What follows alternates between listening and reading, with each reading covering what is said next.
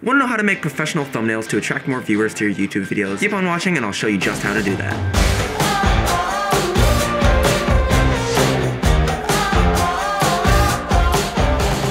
So as many of you guys know, thumbnails play a big role in determining who's going to click on your videos. One of the best ways to earn clicks on your videos, whether they're in search results or in the suggested box, is to have an engaging and eye-catching thumbnail. So for this tutorial, all you'll need is Adobe Photoshop and a little bit of time. Let's go ahead and jump into the software to show you how it's done. Alright guys, so here we are in Adobe Photoshop, and before we get our hands dirty and start making the actual thumbnail, I wanted to point out a few best practices and what you should avoid and what you should go for when you start making your thumbnail. So, first off, a common misconception is that you should just fill your thumbnail with text and it should just, you know, have words saying exactly what your video is about. Now, this can work. However, if you end up putting a lot of words in your thumbnail, it kind of gets rid of the point of having a thumbnail. And the way I like to think about it is you have a title for a reason, you have a title of your video for a reason, and then you have your thumbnail for a reason as well, and they both serve different purposes. If you just fill your thumbnail with a paragraph of text, there's no point in doing that because you can just put that in your title of your video. Now, for thumbnails, best practice is to keep your words to a minimum of 3 or a maximum of 3 words, and you should try to stay away from going above that, although exceptions do apply. I go over it quite a bit, but you have to be able to justify it. So try to keep the words to a minimum in your thumbnail and try to give a visual representation of what your video is going to be about. Now, with that said, you should always have your thumbnail be like extremely accurate to what your video is going to be showing or teaching. This is because if you put in something that is not representative of your video in your thumbnail, people are going to click on it. Let's just say you have Barney in your thumbnail and your video is about Sesame Street. Well, people see Barney, they click on it for Barney, and then they come to your video and they're greeted with Sesame Street and they're like, oh no, this is not what I'm looking for at all. And then they click off before the video gets at even like an eighth of the way through. They just click off right away. And while this gives you a view, it hurts your video in the long run because it shows Google that people are not sticking around for your entire video, and this leads to a really low audience retention rate, which leads Google and YouTube to rank your video lower in search results and suggested videos. So it will not be promoted by Google if you have a low audience retention rate. So that's why it's always in your best interest to kind of demonstrate what the video is about instead of trying to get those clicks. Always kind of rationale your design with what makes sense for your video. Next thing is kind of a cool thing. If you are an art and you know about this, you always want to try to use complementary or triad colors when you can. Now, what do I mean by this? Well, if we go over here and we look at this color wheel right here, we'll see that yellow and violet are on the opposite side of the color wheel. Therefore, when you use yellow and you have another space where you can use any color you want, you should try to use violet. The reason for this is that they complement each other very well and provide great color contrast, which leads to the sort of colors popping out at whoever's looking at it. So it's a great way to kind of show contrast with your thumbnail and kind of catch the eye a little bit. Now, if you see this triangle in the middle here, these are what we call triad colors. So red works well with yellow, and yellow works with the blue, and these all work well with each other, the red, the yellow, and the blue. Now, you can use triad colors to your advantage as well. They're not as effective as complementary colors are with each other. However, they do work nicely together when you have a need for 3 different colors to use in your thumbnail.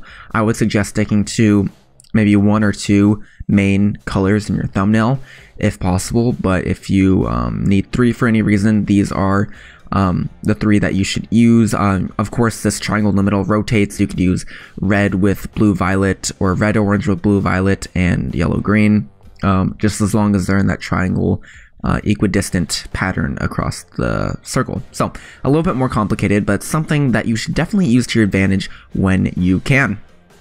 Alright, up next, color contrasts. I kind of went briefly over this. Try to use colors that kind of contrast each other. Try to use like if you have a dark background, bright neon text on that really pops well, as well as colors on any sort of like gray or black background. It really gives it a good pop. If your whole thumbnail is just a whole like barrage of colors, nothing will really pop because they're all just neon and it's hard to see what's what. So try to balance desaturated colors and regular colors when you make your thumbnail. Up next is try to create mystery and intrigue with your thumbnail. This is a really effective method. If you've ever seen those thumbnails on YouTube that kind of spur a question in your head, it's like a picture of maybe a dog with human teeth. I've seen that before. It really creates like mystery in your head and you're like, whoa, what's that about? I better click on it to find out. So that creates just a whole lot of reason for people to click on your video. Yet again, try to make sure it is representative of what your video is about. If you just put a dog with human teeth in your thumbnail thinking it'll get you clicks and your video is nothing about what a dog with human teeth is doing, then it will lead to lower audience retention rate and you'll stop being promoted in search rankings. So make it representative, but yet again, try to create that mystery and intrigue somehow. The best thumbnail makers find out a way to do this in pretty much every thumbnail, which is really kind of amazing. Going along with this, shock value works very well. So if you, I've seen a lot of shock value thumbnails on YouTube. They're just thumbnails that kind of shock you a little bit. You're scrolling through and then you see them and you're like, whoa, what was that? And it kind of, yet again, creates that mystery and intrigue. So it's a really great way to do that. And last but not least, if you can, try to have a common theme across all of your thumbnails. Now, what this will do is that, say someone clicks on the video in a search rank, and then they watch the video and they like your stuff, but you don't want them clicking off of your video and going to someone else's channel. You want to keep them loyal to all of your videos, and you want to keep them going across their channel with all your different videos and not hopping over to someone else's channel. So a good way to do that is to have all your videos and in the suggested videos box over the side have a common theme. Now, I do this with borders on my gaming channel. All the borders of my videos or all the borders on my video thumbnails are the same. And this kind of lets people know, hey, this is another video from so-and-so. I want to keep watching them. So let's keep clicking on the videos that have the same sort of theme. So that is just a lot of information, I know, but I'm going to go ahead and tie it in all together when I go ahead and make this thumbnail with you guys so that you can learn just how to do it. So let's jump into it. Okay, so to start off, we're going to go up to File and then New. Just to let you guys know that this isn't limited to Photoshop. You can do this in Paint.net. You can do it in GIMP. Those are two free softwares that come to mind. I'm just doing it in Photoshop just to kind of show you what I do. Of course, this will work with any image editor. The things that I might do to achieve certain effects might be a different process in those programs, but they are certainly doable in those programs as well. So I'm gonna go ahead and name this thumbnail tutorial. And we're going to go ahead and make sure that our width and height are in a 16 to 9 ratio. That is the size that the thumbnail will be in. Thumbnail sizes aren't square, they're a little bit landscape, so 16 to 9 ratio. Good one for that is 1920 by 1080. That's 1080p. Or you could also go 1280 by 720, which many people do as well. I like to stick to 1920 by 1080 because it gives me a lot of space to kind of work with stuff and keep high resolution while I'm making the thumbnail. So 1920 by 1080. Resolution doesn't really matter. That's only if you're going to be printing stuff out, and it'll just landscape how dense your pixels are per inch. We don't need to worry about that because we're not printing any of these thumbnails. At least I hope we aren't. It would be a pretty big image. So RGB color should be your color mode. Grayscale, obviously I don't want to go on that, and all these other stuff do not what we want. RGB, good. 8-bit works fine for what you're doing. 32-bit if you want. I would not recommend it though. 8-bit for thumbnails, and background contents should be transparent. That'll make sure with that whatever we're working with, we can work with the alpha channel when we need it. So transparent, yes. color profile, it's always good to stay in a standard RGB color space. So sRGB is our color profile that we will be using, and pixel aspect ratio, you should always stick with square pixels. So let's go ahead and click OK. That's going to go ahead and create our canvas where we can start creating our thumbnail. And the first thing we're going to do, at least the first thing that I do right away, is go ahead and fill in my background with a slight dark gray color. The reason for this is I just selected my bucket tool and selected the color and filled it. The reason why I do this is it provides a good way for me to see what I'm doing. This checkerboard pattern, it's nice in telling you that the stuff is transparent. However, it's not very easy to see fine details up against it. So you want a solid backing, and dark gray is usually a good thing for this. It helps me see colors very well, and it helps me see blacks and whites very well. Unless you're working with the same color of gray, it is an overall good color to kind of work with. I will change it later, but for right now, that sort of medium gray is going to be a great place for me to plan everything out. So first off, I'm going to go ahead and make my sort of like dead zones. If you have your rulers, can I cannot, I wonder why I can't, hold on. Normally I should be able to pull down markers from the ruler area, but it doesn't look like I'm able to do that right now. From the top, oh, there we go. Why was that not working before? And I'm just going to do that to make sure that okay, how did I do that? Oh, okay. Usually it shows like a little, okay. I must be tripping out. So I'm just going to create like a little thing around my thumbnail to kind of make sure that I don't go outside of these bounds. Yet again, optional, but I like to have them just to kind of keep myself honest with what I'm doing. To toggle the vision of these, you can hold down Control and press semicolon or the colon button. They're the same button. So that will toggle these.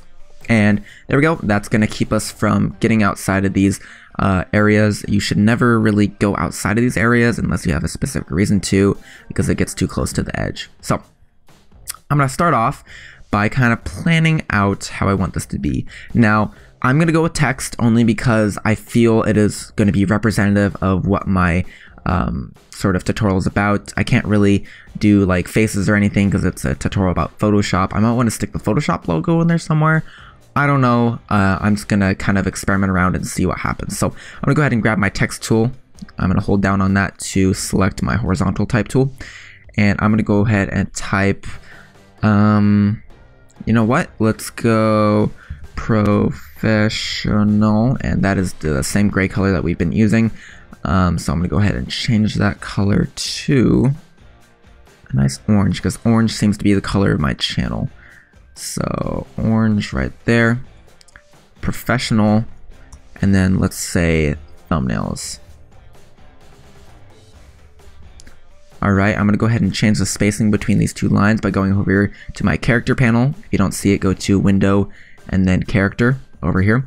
That will show this little panel. I'm going to go ahead and change the spacing in between lines here to kind of get them a little bit closer together.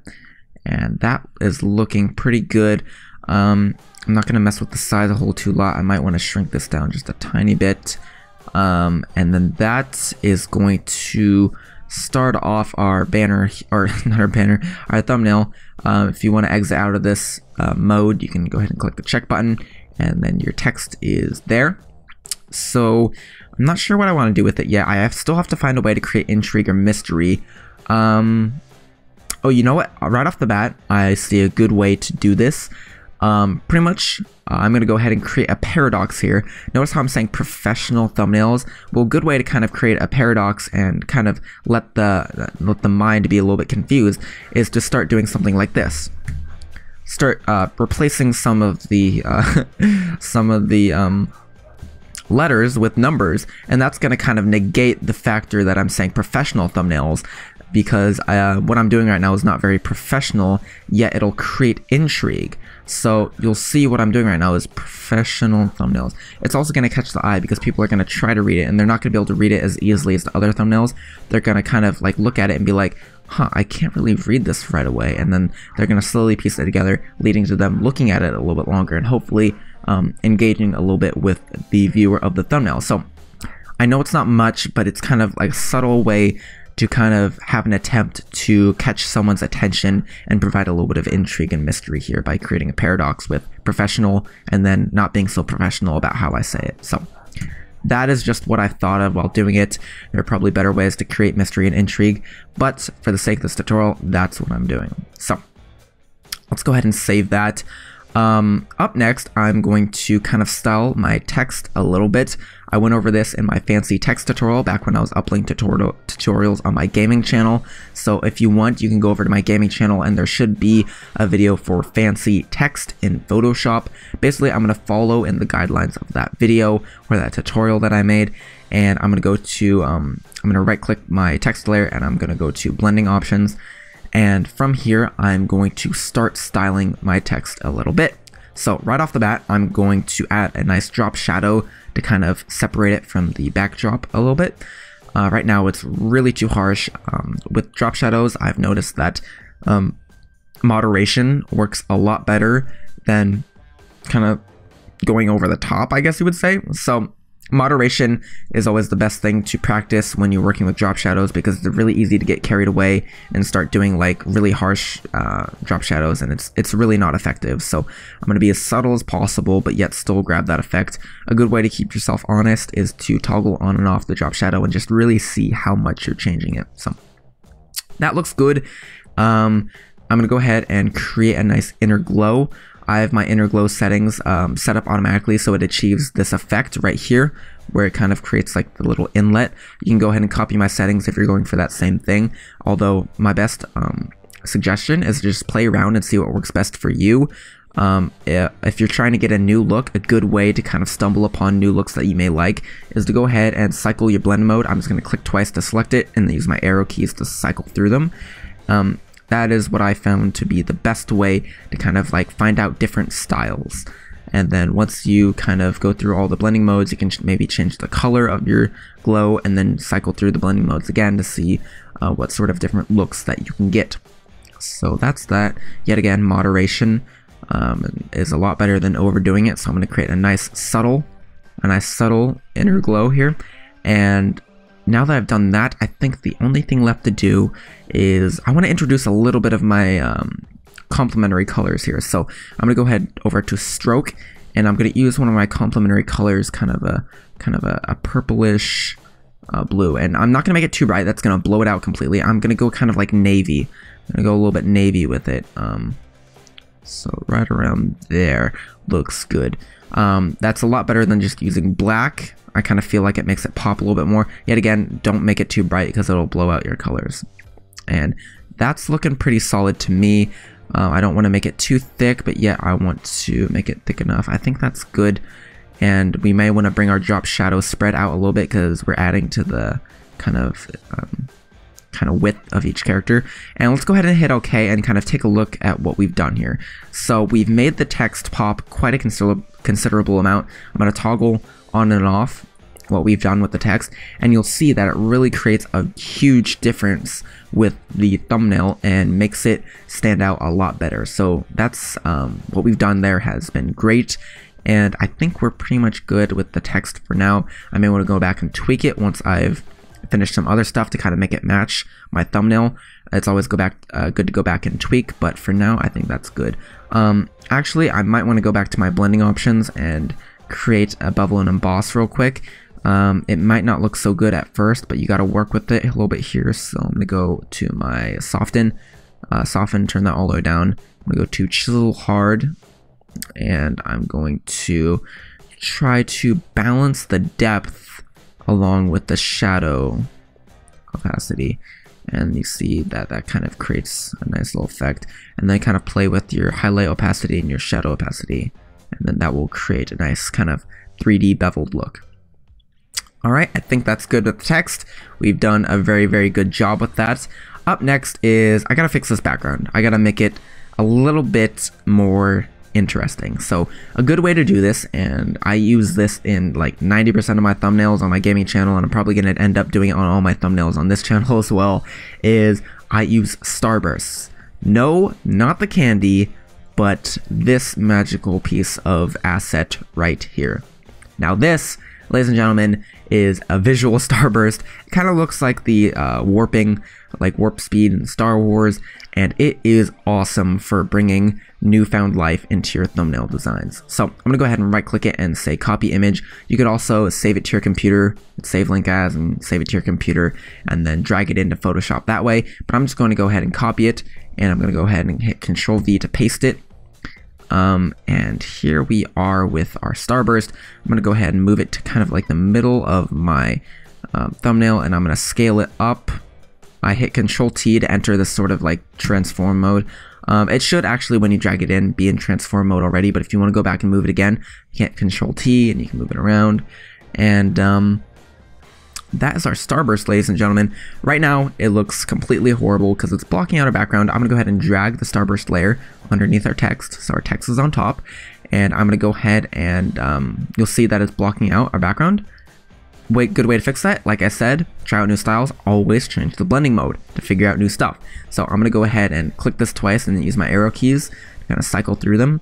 Right off the bat, I'm noticing that darker color works really well because it leaves the blacks and gets rid of the whites. And what we're able to do now is just toggle the opacity down a little bit to kind of get that subtle sort of like darker gray starburst look. So I think that's really, really effective. You know what, with our layer styling on the text, I'm thinking that we have to separate them a little bit between the lines again. So I'm going to go ahead and get my text tool, click on my text and highlight it, and I'm going to go ahead and bring up the spacing between them, and that should be about good. Yeah, it looks a lot better. And I'm going to go ahead and center this yet again. Was this not centered the entire time? No, I think it looks a little bit off center for some reason. I don't know why. Is that centered? No, it's not centered. For some reason, it's telling me the center is right here, even though it's not, which I'm not liking. Why are you doing that? Photoshop, stop that. Alright, so I'm just going to eyeball it. What I like to do periodically is just zoom. You'll see me doing this as I finish my design. I like to zoom all the way out to about the size that it's going to be when I upload it on YouTube. That way it'll keep me kind of in check with how seeable everything in my thumbnail is. If I make this text super small, it's going to be hard to see when I zoom out like this, but I can see right now that once I zoom out like this, I can still see the text. You always want to make sure your text is big, because if it's small, the thumbnail is small already, and then your text will be really small and no one will see it. So go ahead and hit Control T to kind of move it around. I'm going to make this text pretty big.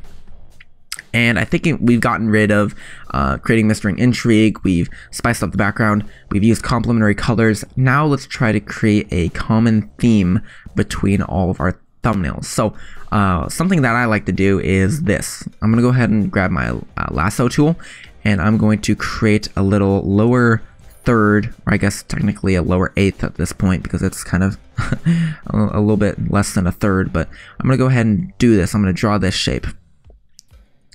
What that is going to do is create like a little, here, I'll show you what I'm going to do. I'm going to create a new layer, go down here and click the new layer button, or I'm going to hit Control Shift N, and I'm going to create a new layer. I'm going to call this lower, it's almost a lower eighth, isn't it now? Eighth. Okay. I cannot spell for my life today, and everything is good. Blending mode, opacity. Okay, so we're gonna make sure this is on top of everything else because we want to stay on top no matter what. I'm gonna go ahead and get a nice white color down here. I'm gonna get a white color, and I'm gonna go ahead and use my fill bucket right here by fill bucket to kind of fill this lower eighth area, and you'll see that this is gonna be the basis for the common theme between all my thumbnails. Now I gotta make sure I use this little bit. I'll save this to my computer later, and I'll kind of put this in every thumbnail that I have. That way it'll create a common theme across all my thumbnails that will be replicable, and it'll let people know that it's another one of my videos. So that's a good way to do that. I'm gonna go ahead and try again to center this kind of text. I think the center is off on my project, so it's leading me to think that the center is not where it should be. The starburst was off center too, so I'm just gonna try my best to make everything centered. It's being a little bit funky though, so there we go. That should be centered now. All right, that looks a lot better. Now what I'm gonna do is I'm gonna start tackling open space. Open space is a big issue, especially when you have uneven open space. So you see that we have a whole pretty much third of the thumbnail open space up here, and it matches with this, except for part of this space down here is being used by our lower eighth. Therefore, we have a little bit more space up top here than we do on the bottom, and that's going to lead to a little bit of a space imbalance. So what I'm going to do is move up, and I want to keep my Starburst center behind my text. So I'm going to move both the Starburst and the text up a little bit, and that's going to kind of maintain that balance between open space. So just a little bit, not too much, but you'll see that kind of looks a little bit more aesthetically pleasing because we have equal spacing. Now, a good way to demonstrate a bad thing of spacing is like this. We have our text off to the side, but then we've got this uneven space over here in which we don't have the same space on this side. So it's not really balanced and it just looks very tacky. So I'm gonna go ahead and undo that and get my text back to the way it was. If I have text in my thumbnail, a way to kind of spice it up is I always like to kind of angle it a little bit, and you'll see that just doing this kind of helps out with the space imbalance, because we've got we had a lot of space down here, but since we rotate it, a little bit of it is running into that space, kind of filling it, and it creates more space over here in which we had this. So it kind of fixes the spacing issue a lot more, and I think the fact that I have a little bit of an OCD issue kind of helps me out with spacing a lot more, because I'm able to see it right away. It kind of bugs me a little bit, throws up a red flag in my head. So I think a little bit of that is just because I'm kind of prone to looking out for that sort of stuff. If you're not really able to recognize open space issues that easily, it's not too much of a big deal, although it is good to be able to recognize when open space is becoming an issue. So that looks good, although I think I need to add something. Also, this gray background is a little bit annoying. So since we used a blending mode on the Starburst, all we have to do is change the color of the gray background, and it should keep the same color in our Starburst. So I'm going to go ahead and select my background color, and I'm going to go to Image, Adjustments, and then go to Hue and Saturation. And I'm going to go ahead and check the Colorize button, and that's going to allow us to change the color. I'm going to go ahead and bring my saturation all the way up, and let's go ahead and start rotating our hue. We have yellow, so a complementary color would probably be kind of a darker purple. Actually, we've got blue on the, so we got blue on the outline of the text. It's not very noticeable, but our triad color would be kind of a dark purple. So I'm gonna go ahead and make it purple, and I'm gonna darken it up so that the text still pops a little bit. I'm gonna bring down maybe the saturation on the purple just a little bit. I don't want it to be too purple, that would look weird. Yet again, kind of keep that saturation on non-saturated background thing going, and there we go. That should be good. So that's looking good. We do have a little bit of a space imbalance. Maybe I should add something to the top of this, or maybe add something to the bottom, or maybe fill in one of these open spaces with another picture. You know what? I'm gonna go ahead and go for something. I'm gonna try something out. I'm going to grab a meme face, and I'm gonna kind of stick it above my text. So let's go ahead and see. Add this guy. Why not? Let's go ahead and do the same method where we copy it. Let me paste it, and you'll see that he's underneath the Starburst. Let's go ahead and fix that by bringing him above it. And let's go ahead and use our magic wand tool over here to kind of get rid of the white background. So right away, I'm noticing that it's kind of it's not doing a good job of selecting the outside. If I hit delete now, you'll notice that it gets rid of like a lot of the white, not just what the outside is. So what we need to kind of do is kind of figure out what's causing that. So I'm going to go ahead and scale it down so I can see the entire picture without it being blocked by anything. And let's go ahead and see when I do my magic wand. It's seeping through on one of these. I think it's on the bottom that it's not getting through. So I'm going to go ahead and delete the bottom. And let's try magic wand tool on the outside again. Okay, so there was a little bit of white connecting the gap between this white area and this white area down the bottom. So I went ahead and got rid of that, and now we're able to delete just the outside. And let's click out with our selection tool, get rid of that selection, and then now we have our meme face. And let's go ahead and try something here. So, go and kind of move him over here. I'm going to rotate it by clicking just outside the box. And I'm gonna put his face up here, and right here. I'm gonna put a few of them, so I'm gonna kind of put him off to the side for now. That looks good. He's facing inwards, we had him like this, facing outwards, it wouldn't look as good. So I'm gonna go ahead and keep him facing inward, and let's go ahead and put him right about here. Let's kind of match his this right here. Let's match his horizontal positioning with the T, and let's put him right about here. Now you'll see that we got a little bit of a spacing imbalance now, so let's go ahead and move our text, our like little meme face, and our starburst down a little bit, and it restores that balancing. I'm gonna keep adding meme faces across here, so it's gonna fix this open space.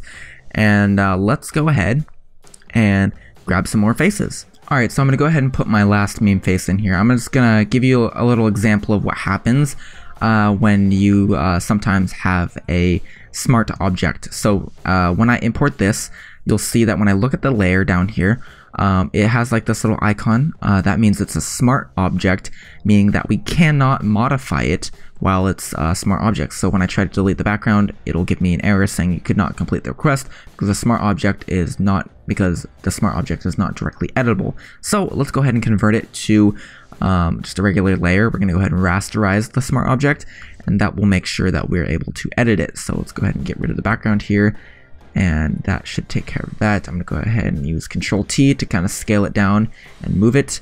And you'll see that not only do these faces fill up some space, but they also add to the shock value that we have with our thumbnail. So that's a good way to kind of introduce that yet again, because I didn't really have much shock value. I did have a little bit of intrigue going with the other stuff, but that's a great way to add back in that sort of shock value. So I'm gonna go ahead and use my eraser tool over here on the side. I'm gonna bring up the size, and maybe I'm gonna use the soft eraser. I'm gonna bring up the size to about 200 pixels, and I'm just gonna kind of fade out his underside here, so it kind of doesn't look like he's clipping behind the text. So there we go. That's looking really, really good so far. Let's go ahead and select not only all the meme faces.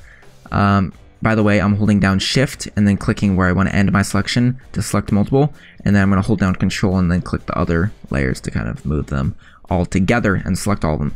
So I'm going to go ahead and fix my balance issue. We have a little bit more space on the bottom than on top, so I went ahead and fixed that. Maybe even angle it a little bit more so that we kind of fill up the imbalance where we have something here but not here. And that should be good. Professional thumbnails, it's not too tilted, it's just tilted just enough. Obviously you don't want to go overboard with the tilting, that's just not a good idea, but a little bit of tilt didn't hurt nobody unless you're playing pinball. And that looks good to me. Professional thumbnails, and it's kind of tilted. It'll set it apart from the other thumbnails just because it's a little bit crooked, and it'll bring attention to it. We've got our paradox going with using numbers instead of letters with our professional and then thumbnails. And we've also got kind of a little bit of shock value with our meme faces up here. So that's really good. One last final touch is I always like to add a vignette to my thumbnails, and notice how I keep scrolling out, kind of testing what it'll look like once it's on YouTube. Always important to keep looking at that. Also, we want to add a drop shadow to our meme faces. However, if I open up blending options on each one individually and add a drop shadow, you'll see that the drop shadow goes on top of the other stuff. So you see around Obama's face here, the drop shadow goes on top of the kind of forever alone happy face. So a way to fix that is we go ahead and select all of our faces, and I'm gonna hit Control G to make them into a group. Either that, or you could do this. You just select all your meme faces and you drag it down to the folder icon down here. And I'm gonna name this faces. And we're gonna actually edit. We're gonna add a blending option / layer style to the faces group as a whole. You can do that. You can add layer styles to a folder. So now when we add a drop shadow, you'll see it's only around them. It's not affecting. They're not overlaying shadows onto themselves.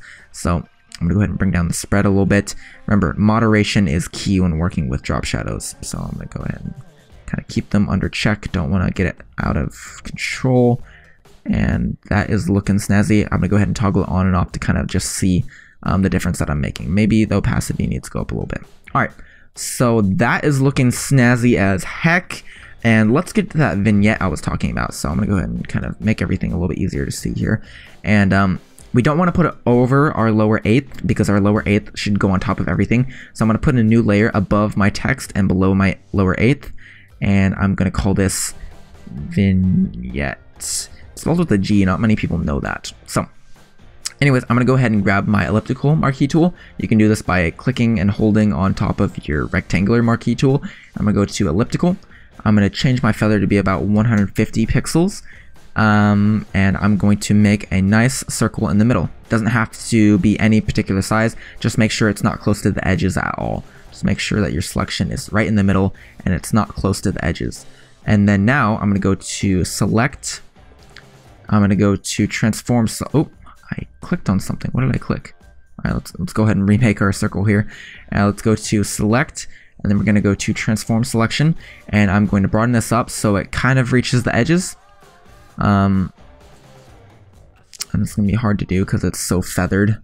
So I'm going to keep zooming out, and I'm going to keep it centered right there, and I'm going to try to make the edge of my selection reach the edge of my canvas. So looking like that, you'll see the dotted line is getting pretty close. Actually, let's make it go to the markers that I made earlier. That's because you don't want it to go right up to the edges, but you want it to be kind of close. So it goes right up to the markers that I made earlier. That is looking great. And right there, now you'll see that if I get my black color and I get my fill bucket tool, I click in the middle, does the opposite of what we want. So to create our vignette, all we have to do is click out, or no, we have to invert our selection by hitting Control-Shift-I.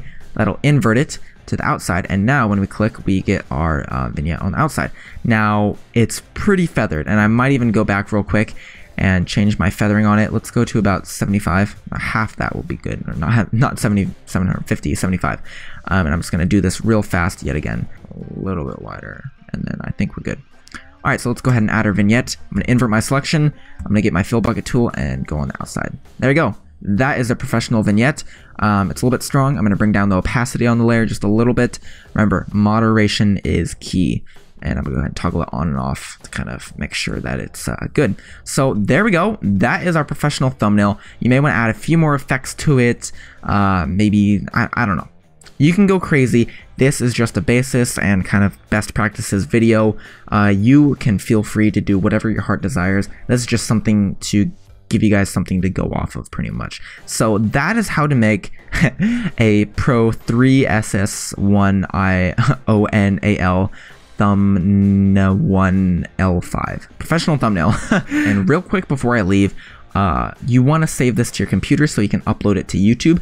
So pretty much all you have to do is go up here to File and then Save As.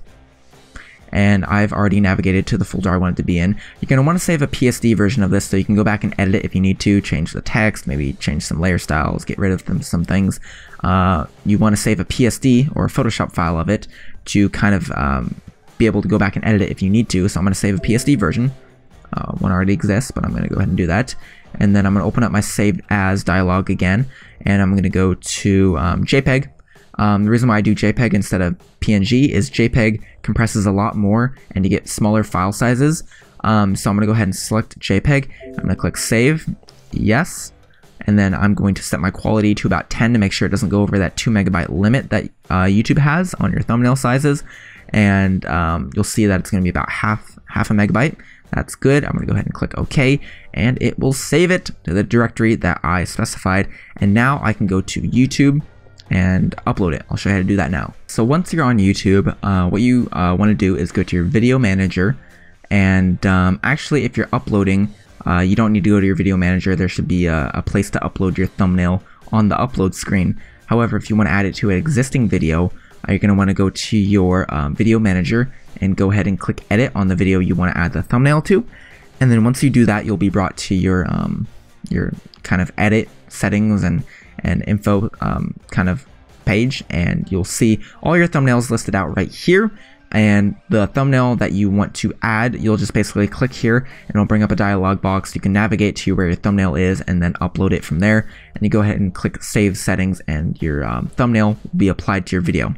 Now if you want to do it while you're uploading, there will be a kind of space where it says customize thumbnail, and you'll click on that and you'll upload your thumbnail and then click save. Now, a quick note, if you're uploading your thumbnail after you've published your video, it'll take like a day or two to actually update it and show on your video, like everywhere. So you do want to upload your thumbnail as you're uploading your video to kind of make sure that you're not stuck with one of these preset non-custom thumbnails for your video for the first few days. So make sure you always upload your thumbnail at the same time as you're uploading your video.